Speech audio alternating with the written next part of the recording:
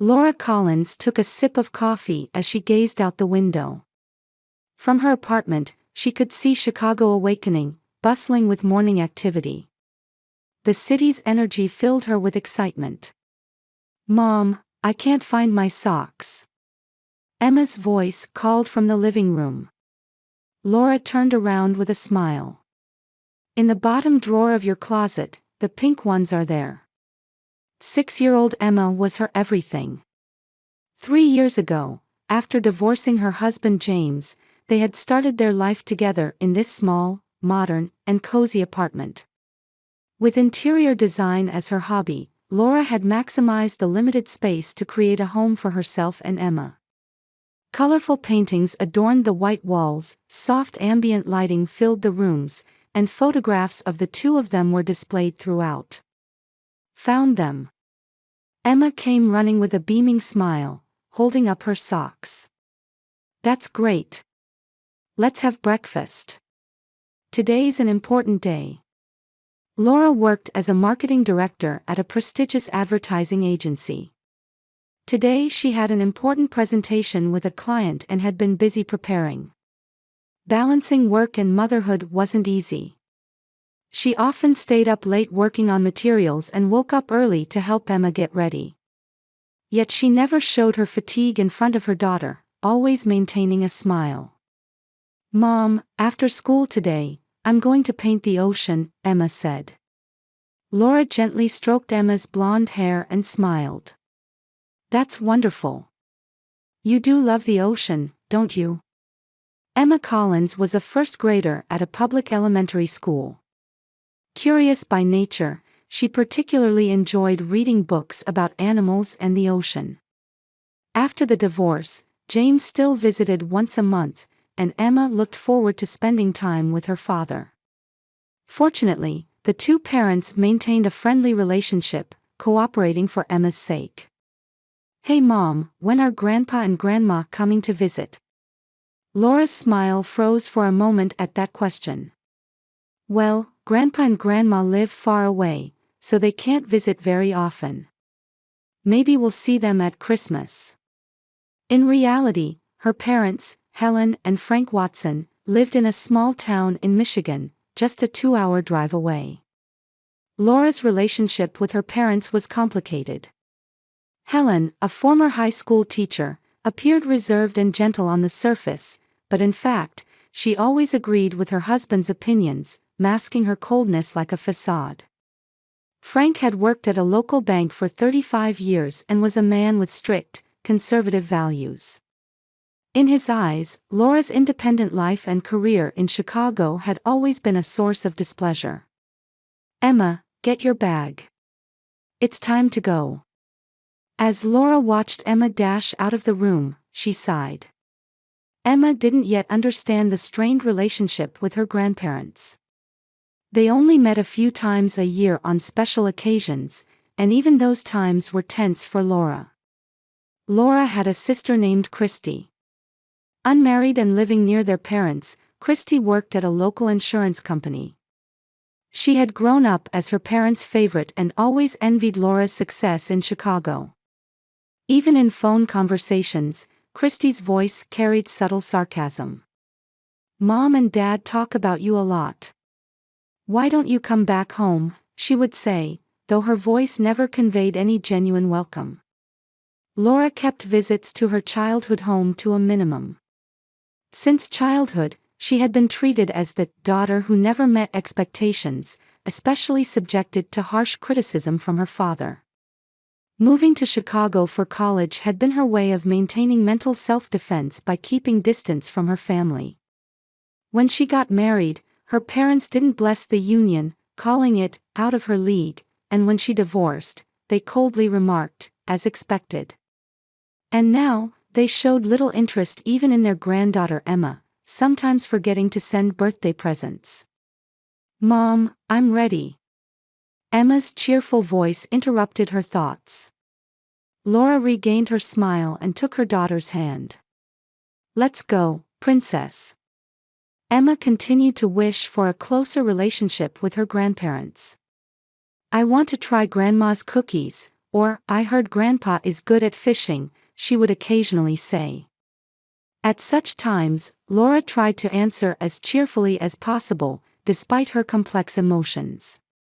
Having overcome childhood trauma, Laura was determined to give Emma the love she herself had never received. Squeezing Emma's hand, she silently vowed, "I will never hurt you." On Friday, Laura was spreading documents in the glass-walled conference room at her office. Despite the air conditioning, beads of sweat formed on her forehead from the tension. "For tomorrow's presentation to Twilight Cosmetics, have these figures been verified?" her boss Martin asked, pointing to a section. Laura flipped through the materials while confirming the spot he indicated. The important client meeting tomorrow required weekend work. Normally she would decline, but this client was crucial for the company and could significantly impact her career. "Yes, I confirmed with the marketing department yesterday. There's no problem." Her phone rang, and Laura frowned.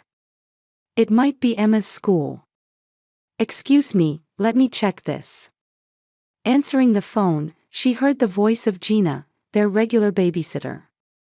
"Laura, I'm so sorry, but I've had a fever since this morning. I don't think I can watch Emma tomorrow." Laura's heart sank. "Are you okay, Gina? Is there anything I can do to help?" she asked, while her mind raced thinking about tomorrow's schedule. Finding a babysitter on a Saturday at such short notice would be extremely difficult. "Don't worry. I think it's just a summer cold. You have it worse than me. I'm sorry." After hanging up, Laura held her head in her hands. She tried contacting friends, but everyone's weekend plans were already full. Emma's father, James, was away on a business trip and unreachable. The phone rang again. It was an unfamiliar number. "Laura? It's Christy." Laura was momentarily speechless at her sister's voice. Calls from Christy were rare. Could something be wrong? "Christy, what's going on? Is everything okay?" "Seems I called at just the right time." Christy's voice was strangely cheerful. "Mom and Dad are going to St. Joseph Beach on Lake Michigan tomorrow. They said they'd like to take Emma along." "Really?" Laura couldn't hide her surprise. It was unusual for her parents to express concern for Emma. "But I have important work tomorrow, so I can't go." "That's fine. I'm going too, and we'll all look after Emma." Christy's voice had an unusual warmth to it. "Besides, Mom and Dad have been saying lately that they want to get closer to Emma. How about this opportunity?" A conflict arose in Laura's heart. While she felt cautious about the sudden offer, she also hoped that Emma might have a good time with her grandparents. Above all, it would solve tomorrow's babysitting problem. "I do have an important meeting tomorrow," Laura said, carefully choosing her words. "If you can take care of Emma, that would be a big help." "Then it's settled. I'll pick her up at 9 tomorrow morning." After hanging up, Laura returned to her desk and pondered. This was the first time her parents and Christy had expressed a desire to spend time with Emma. It might be a good opportunity for Emma, a rare chance to build a relationship with her grandparents. That night, Laura told Emma about the next day's plans. "Emma, tomorrow you're going to the beach with Grandpa, Grandma, and Aunt Christy." Emma's eyes lit up. "Really? I get to go to the beach? Yay!" Seeing Emma's joy, Laura suppressed her own anxiety. "That's right. Mommy has to work, so I can't go with you, but I'll be back by evening. I'm going to build a sand castle." Emma jumped up and down. "And collect seashells. I'll bring them back as a present for you." Laura hugged Emma tightly. "Have fun. But be sure to listen to Grandpa and Grandma, okay?" After putting Emma to bed, Laura began preparing for the next day. She packed a beach bag with towels, a change of clothes, swimwear, sandals, sunscreen, a hat, a water bottle, and snacks. She also wrote down detailed instructions on a note. She didn't forget to mention Emma's shellfish allergy. The next morning, Laura woke up early to help Emma get ready. Here, remember to reapply this sunscreen every 2 hours. And if you get hungry, eat this sandwich. The doorbell rang, and Laura went to answer it. Her mother Helen, father Frank, and Christy were standing there. "Good morning, Laura," Helen smiled. Her expression was softer than usual.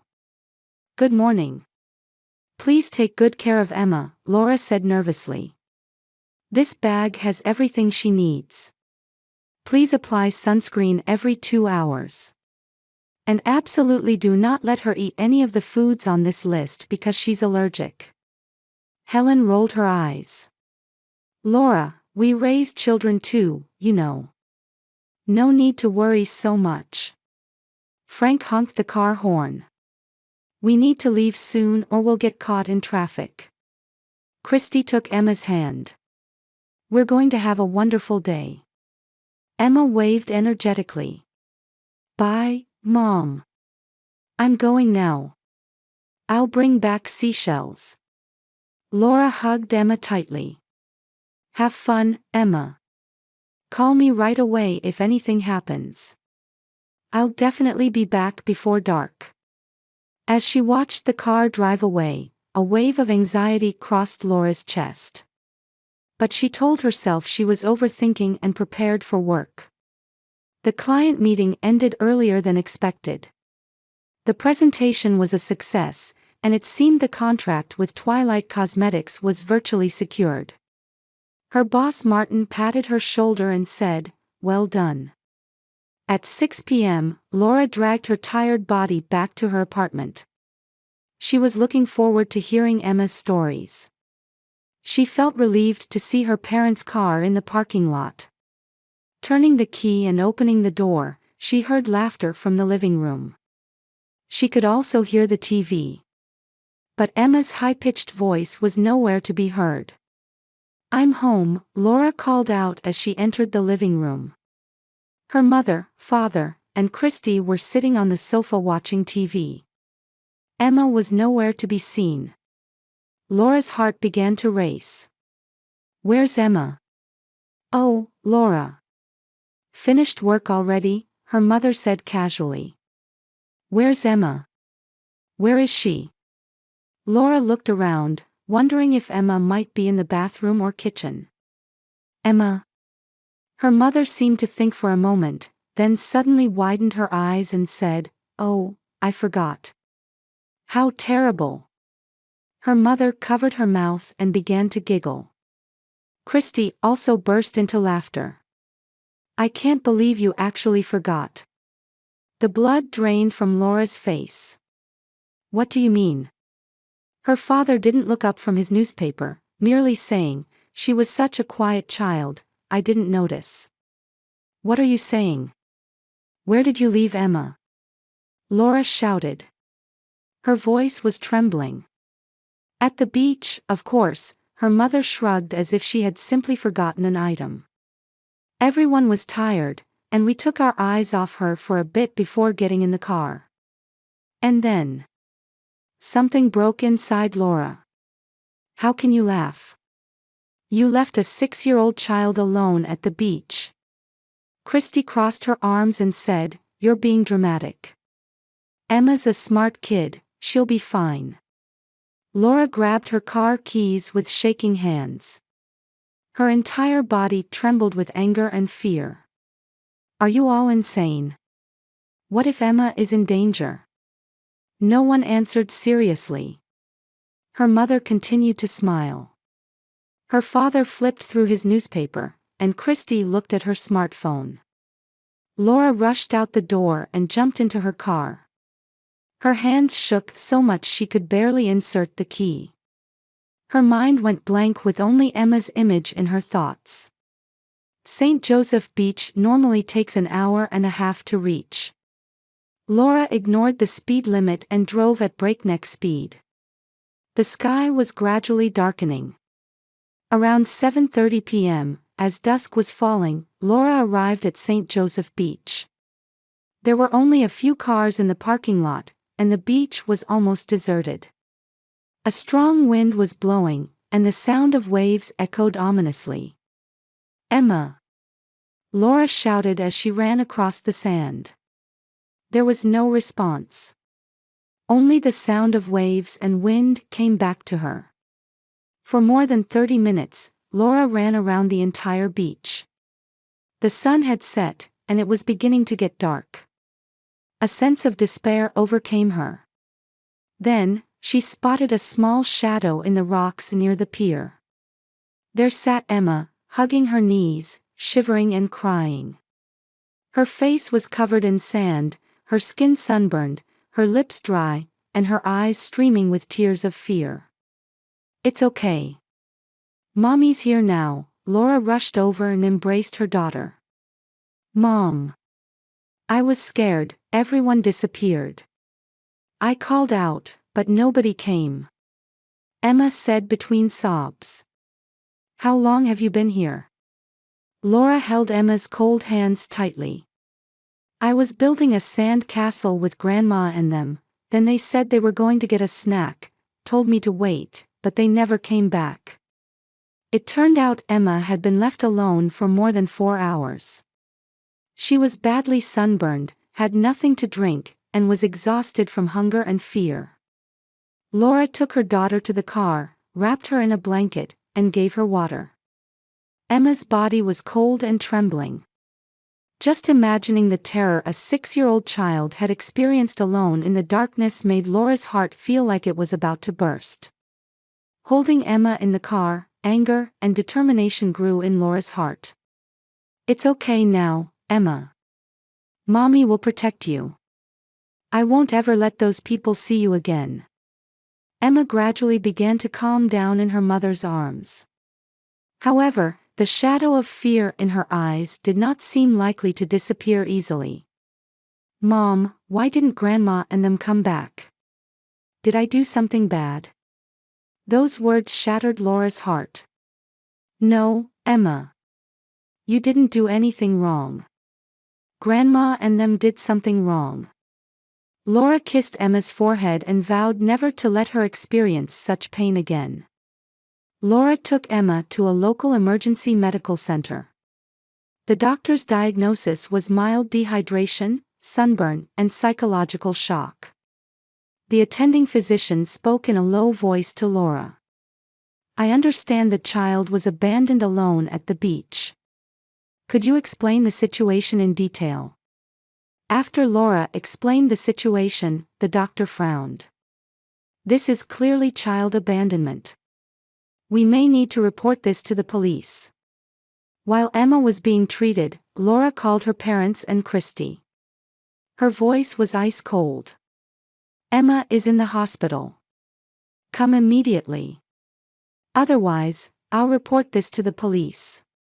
30 minutes later, her parents and Christy arrived at the hospital. Emma was sleeping under sedation. The confrontation in the hospital waiting room was tense. "Explain yourselves," Laura's voice trembled. "How can you be laughing?" Emma was left alone at the beach for more than 4 hours. Frank crossed his arms and said, "It was an accident. Not intentional." Helen waved her hand making excuses. Everyone was tired. "We thought Emma was with us." Christy looked at her nails and said, "You're always so overprotective. We thought she'd be fine on her own for a bit." Laura was stunned by their attitude. There was not a word of apology, nor any sign of accepting responsibility. "This is an accident. What would you have done if Emma had been taken into police custody, or kidnapped, or drowned?" No one answered seriously. Her mother continued to smile. Her father turned the pages of his newspaper, and Christy looked at her smartphone. Laura asked the hospital security to escort them out. "Please stay away from Emma for now. Even after such treatment, you don't think you've done anything wrong. That week, Laura took time off work to care for Emma. Emma suffered from nightmares and became extremely afraid of being alone. They visited a child psychologist, and Emma began trauma counseling. Laura's friend Jessica came to visit and listen to the story. "Laura, this isn't just an accident. There seems to be some intention behind your parents' and Christy's actions. Since childhood, I've been the troublemaker of the family. But Emma too." Laura cried. "Tell me about the past," Jessica said. Laura began to talk about memories she had suppressed for years. The neglect and criticism during childhood. How Christy was always given special treatment, while her own successes were constantly belittled. The cold attitude at her wedding and the "you brought this on yourself" comment during her divorce. The indifference toward Emma. "They don't not love you, they're jealous and angry that you've succeeded," Jessica said. Laura began to reflect on her life and understand her family's behavior patterns. A few days later, she received an apologetic email from Christy, but it contained the words, "But you're partially to blame too." Laura made a decision. "I can't let them hurt Emma and me anymore." She consulted with attorney Sarah Johnson to explore legal options. "This is clearly child abandonment. There are grounds to report this to the police, but are you prepared for a complete break with your family?" Laura thought it over for a night and decided to make a plan. Emma's psychological counselor advised, Emma's recovery requires safety and stability. The relationship with her grandparents is hindering that. Laura reviewed old diaries, photos, and letters, collecting evidence of long-standing family issues. At the same time, she completely cut off contact with her parents and enhanced her home security system. "They have controlled my life. But I won't let them have that power anymore," Laura told her lawyer. 2 weeks passed without any contact from her parents. It came to light that Frank and Helen were telling old friends in their hometown that Laura is overreacting and cutting off contact. Christy was posting sarcastic comments about Laura's overprotectiveness on social media. Laura, together with Jessica, visited her parents' home to attempt a dialogue. Initially, her parents and Christy criticized her exaggerated reaction rather than apologizing. When Laura calmly asked, what was the real reason for leaving Emma behind, silence fell. Frank finally revealed his true feelings. "You've always been more successful than Christy.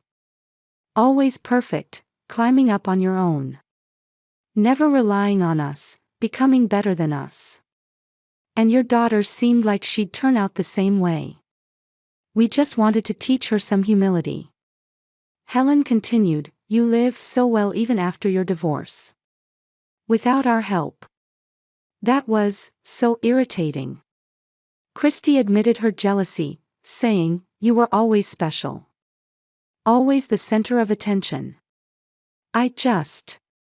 Laura was shocked, but also felt relief at finally knowing the truth. "So you put Emma in danger because of your jealousy and resentment toward me?" As her family fell silent, Laura quietly stood up. "I came here today to give you one last chance. But it seems that's not necessary." Laura left the house, determined to cut ties with her family. Jessica followed silently. Getting into the car, Jessica finally spoke. "They won't change. For your and Emma's happiness, it's better not to be involved with them anymore." Laura gripped the steering wheel. "I'll do anything to protect Emma." That day, she resolved to truly leave her family behind. Upon returning home, Laura formulated a final action plan. Although Emma's condition was gradually stabilizing, she still suffered from nightmares. Laura wrote 10 sanctions in her notebook and resolved to carry them out. She began with severing the relationship. Working with her lawyer, she created an official, no-contact notice. She submitted a contact prohibition list for her parents and Christy to Emma's school and extracurricular activity venues. She changed the locks at home and installed security cameras. "This is Mommy's decision, Emma," Laura gently explained to her daughter. "We won't be seeing Grandma and them for a while. They hurt Mommy and Emma." Emma looked at Laura with big eyes. "Did Grandma and them forget about me?" "They didn't forget, they deliberately left you behind. That's unforgivable." Next, she canceled the previously promised assistance plan for her parents' old age. She created documents regarding future care, sending them with the sarcastic note, "In case I forget." She forgot to send invitations to Emma's 7th birthday party to the entire family. She removed them from her Christmas card mailing list. Carefully choosing her words, she posted about her experience on social media. Under the theme, "Why Child Safety Should Be the Top Priority," she stated the facts without naming names. The post garnered much sympathy and support, sparking discussion about the dangers of child abandonment. There are times when children are endangered by family members they trust. In such times, we must make strong decisions. She withdrew her rightful share from the family joint educational fund account and transferred it to Emma's new education fund. She secured the funds legally through her lawyer. She sent bills for Emma's counseling and psychological distress medical expenses to her parents. She continued to send them regularly every month, keeping a record of unpaid bills. She formally reported the child abandonment to the local Child Protective Services. An investigation began, and her parents and Christy lost standing in their local community. Their position at church was also compromised. Through her lawyer, she formally requested to be excluded from her parents' will, along with Emma. She included the clear message, "We are not family, so we have no intention of relying on your inheritance." She deliberately forgot her parents' 45th anniversary. Later, she sent only a brief message saying, "I forgot." Finally, she demanded through her lawyer the return of jewelry and mementos inherited from her maternal grandmother. She requested the digitization of photos of herself and Emma from family photo albums, after which she asked for the physical photos to be returned. Her parents were furious upon receiving the formal documents from the lawyer. Frank made an angry phone call, but Laura responded calmly. "These are the consequences of your actions. The price for putting Emma in danger." Helen sent a message through a mutual acquaintance saying, "We should forgive each other as family," but Laura did not respond. Christy portrayed herself as a victim abandoned by her sister on social media, but many people who had seen Laura's post knew the truth. Even in her parents' church community, their reputation as good grandparents began to waver. As the Child Protective Services investigation began, her parents and Christy started receiving frequent summons. At Laura's workplace, her boss and team members supported her decision. "You don't need to forgive anyone who threatens your child's safety, even if they're family," her boss's words encouraged Laura. Laura began psychological therapy, confronting the family trauma she had carried for years. Emma's ex-husband James, upon learning of the situation, offered to cooperate in Emma's psychological support. "I'll do everything I can as a father for Emma."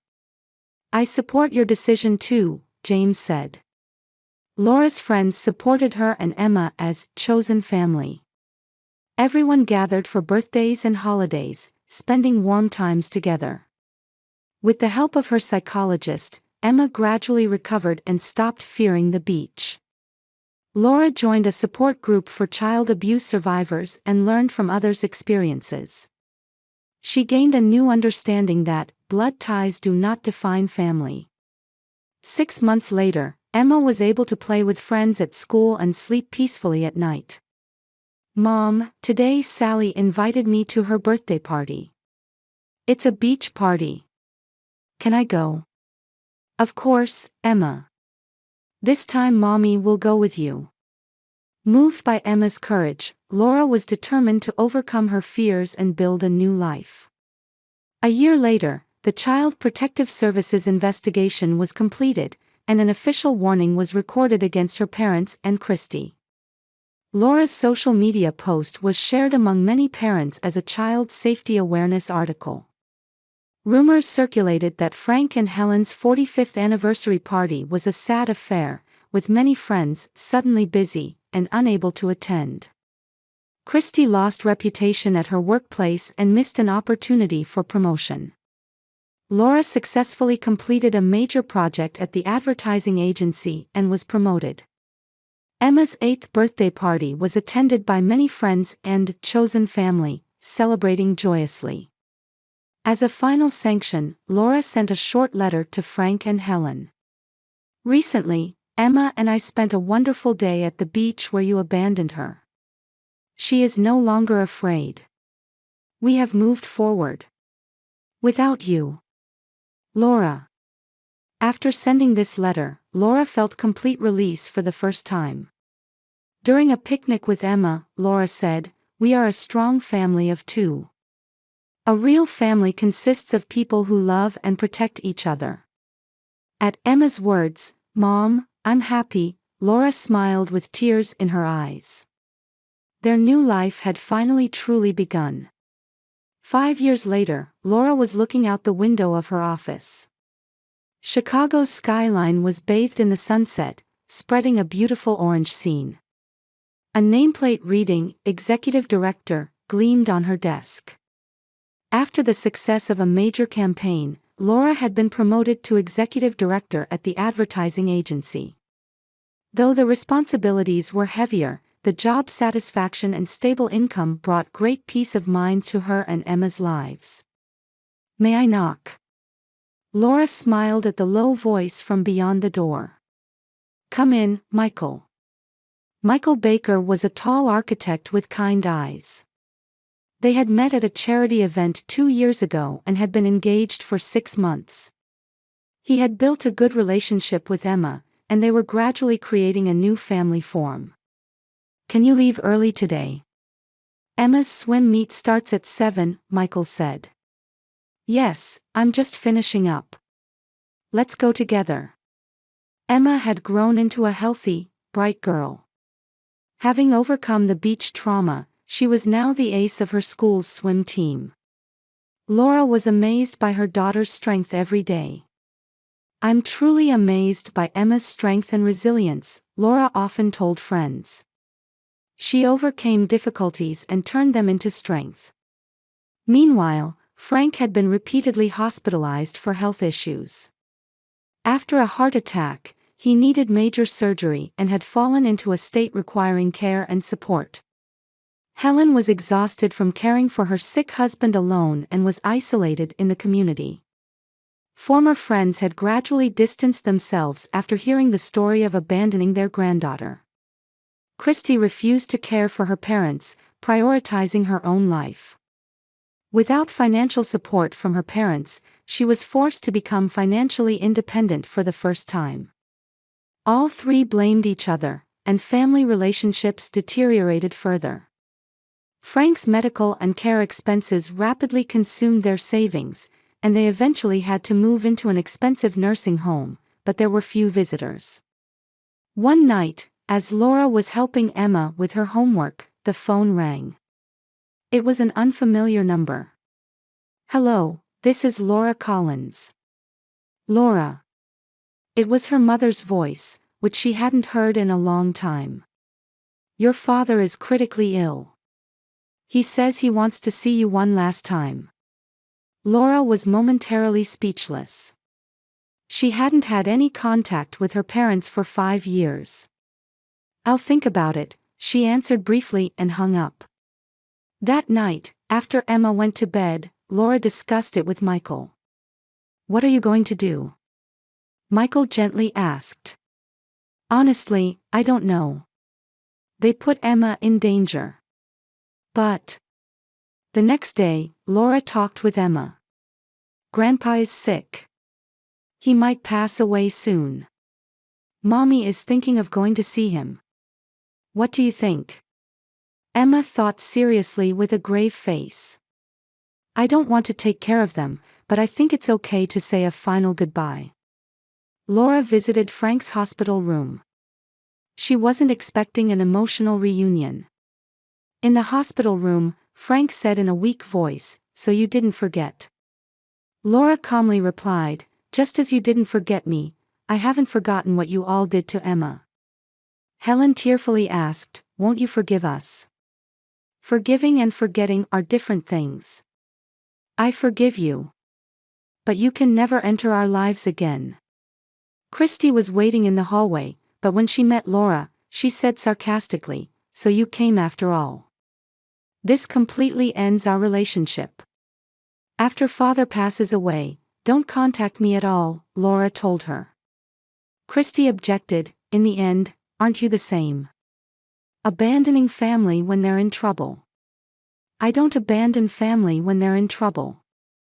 That's why I cherish Emma. You all abandoned a 6-year-old child without hesitation even when you weren't in trouble. That's the difference, Laura said as she left. Frank passed away a week later. Laura did not attend the funeral. Instead, she held a small memorial ceremony with Emma at the beach. Grandpa did something wrong, but he lived his own way, didn't he? Emma said. Yes. But we chose a different way to live. As time passed, contact from Helen and Christy completely ceased. As a final sanction, Laura only sent a blank condolence flower with the words, "I forgot," written on it to the funeral home. For her wedding with Michael, she did not invite Helen or Christy, celebrating only with her chosen family. Emma participated holding a bouquet along with Michael's nieces. As Emma grew, she developed a strong value that family is not defined by blood ties, but by love. She won first prize in her school's essay contest with the theme, "What is a Real Family?" Laura compiled her experiences into a book. Published under the title, The Abandoned Heart, How to Rise from Family Trauma, the book became a bestseller, giving courage and hope to many people. She also began to work as a spokesperson for a child abuse prevention organization and was invited to many speaking engagements. What I want to say in conclusion is that a true family consists of people who do not hurt you. Love is protection and respect. That's what Emma and I have learned, Laura said in an interview. The boy born to her and Michael was now 2 years old. Their family was bound not by blood, but by choice and love. One summer day, Laura visited St. Joseph Beach with Emma, her brother, and Michael. In what was once a place of fear, Emma now played confidently with the waves. "Look, Mom," Emma called from the sea. "I'm not afraid." Laura smiled with tears in her eyes. They had walked a long road. Recovered from trauma, found new happiness. That terrible day had made them stronger. And above all, it had taught them the true meaning of family. Laura and Emma's story became a catalyst for many people to consider the true meaning of family bonds. It's not about blood ties, but unconditional love and protection, and the promise to never forget each other.